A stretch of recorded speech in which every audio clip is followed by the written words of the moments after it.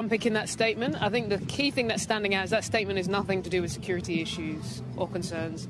That is around player fatigue and maybe player power that's going on in the background. That is applying pressure. That sounds like the players do not want to go for various reasons. I appreciate we are in the middle of a pandemic, but in the scheme of the big picture of cricket, that's not really in the spirit of cricket. And you think of what Pakistan did for us, and I say England, in the middle of a pandemic, they went from a low-risk area to the highest risk, had to quarantine through horrendous, with no vaccine program, because we were under concerns around broadcast issues.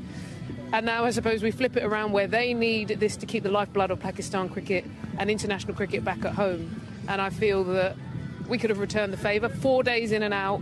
I've been on tours to Bangladesh where you had to deal with security, and the security can be... They close roads, they close hotels, you have armed guards all over you. 4 days, I think they could have managed. So I think that statement sums it up. It's not about the security concerns. And then the question goes the other side. Well, if it's about other things, then that could have been dealt with a long time ago. You didn't know just 2 minutes ago that this tour was happening. So disappointment is the word that comes to mind for me. Charlotte, what are your thoughts? I mean, Ebbs is absolutely right. There was no mention of security there. New Zealand have just pulled out of their tour there on security grounds that they've not shared with Pakistan or their authorities.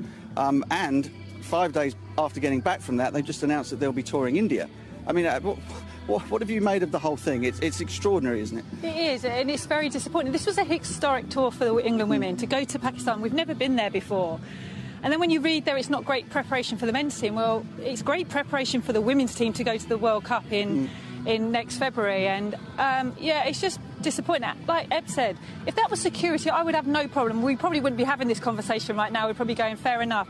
But the fact that it's workloads again, you know, they knew 5 months ago that the tours were backing up. They knew what their programme was for the next however many years.